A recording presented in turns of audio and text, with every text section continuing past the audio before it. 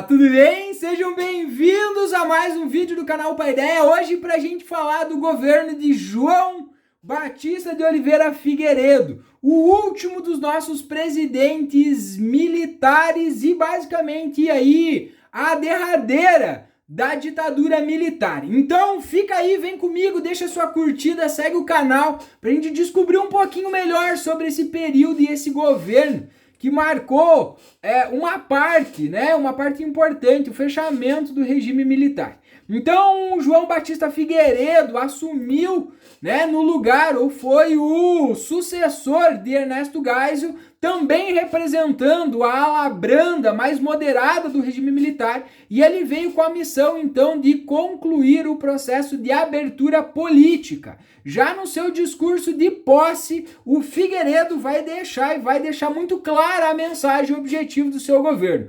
recolocar o país no caminho da democracia. Mas o Figueiredo vai enfrentar aí no final dos anos 70, início dos anos 80, algumas questões bastante delicadas, como por exemplo, o aumento, o crescimento da insatisfação popular devido à crise econômica, o disparo da inflação, os abusos repressivos e autoritários do regime que vão apresentar ou que vão se espalhar nesse momento.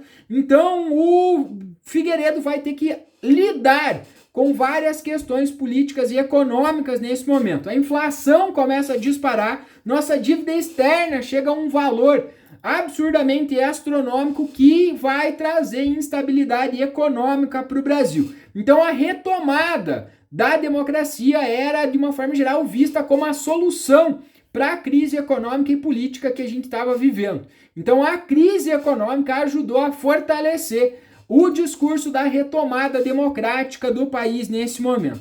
Então, boa parte das reivindicações, ou durante o governo do Figueiredo, já em 79, nós vamos ter alguns momentos importantes, como a grande greve do ABC paulista, a greve dos metalúrgicos, que vai parar boa parte do setor produtivo no Brasil.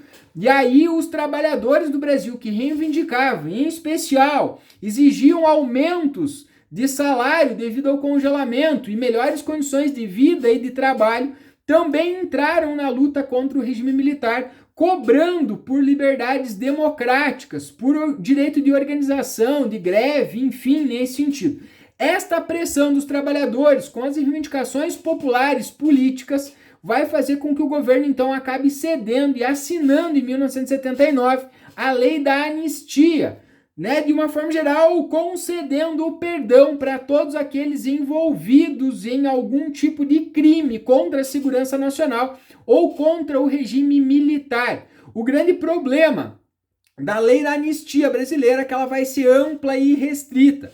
Ao mesmo tempo que ela vai perdoar, vai dar o perdão àqueles que cometeram crimes contra o regime militar, também vai perdoar aqueles que cometeram crimes a favor do regime militar. Então, torturadores, as prisões arbitrárias, as violências cometidas pelo regime também vão receber o perdão nesse momento devido à lei da anistia. Em 79, na perspectiva política, o Figueiredo então dá início ao processo da redemocratização política. Em 79 é extinto a Arena e o MDB e a gente volta a ter o pluripartidarismo. Então, dentro desse contexto, surgem vários outros novos partidos políticos: PDS, PMDB, PDT, o PT, o PTB, algumas figuras importantes, do cenário político nacional. O objetivo do regime militar em abrir o pluripartidarismo era dividir e enfraquecer a oposição, visando esse processo de abertura e também visando aquele processo de abertura lento, gradual e principalmente seguro que os militares então planejaram nesse momento.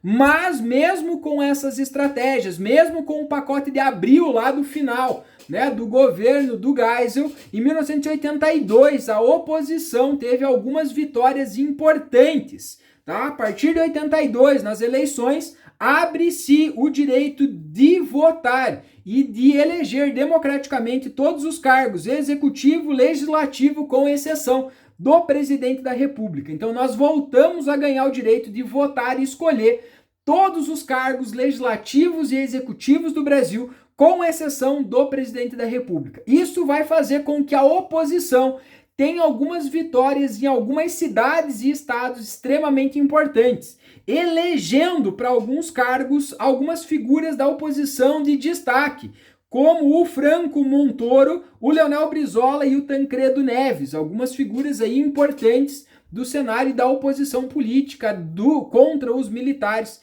dentro desse contexto. Mas a grande marca do governo, do final do governo Figueiredo, se dá pelo movimento das diretas. Em 1983, o deputado mato-grossense Dante de Oliveira entra com um projeto, uma proposta de emenda constitucional para a gente voltar a ter o direito de votar nas próximas eleições de 85 de forma direta para escolher o próximo presidente da República.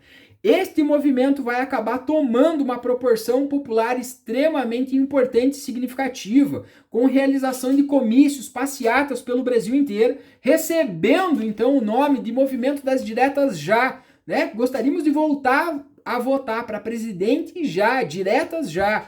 E aí, mas infelizmente, devido a toda a estrutura da abertura, a emenda acaba não passando por uma quantidade de votos de diferença muito pequena, trazendo uma grande frustração para o brasileiro em não poder voltar a escolher o seu presidente em 1985. Então, as eleições de 85, que escolheu o nosso primeiro presidente civil depois da ditadura militar, ela ainda vai acontecer de forma indireta, escolhida então pelo colégio eleitoral. E aí aparece a figura de Tancredo de Almeida Neves, né, que vai acabar concorrendo e vencendo as eleições de 85, mas este é um tema para o nosso próximo vídeo, onde a gente vai tentar entender um pouquinho melhor, de forma mais complexa, o que foi todo esse processo da abertura política. Então fica ligadinho aí, curte o vídeo, segue o canal para receber notificações dos próximos vídeos.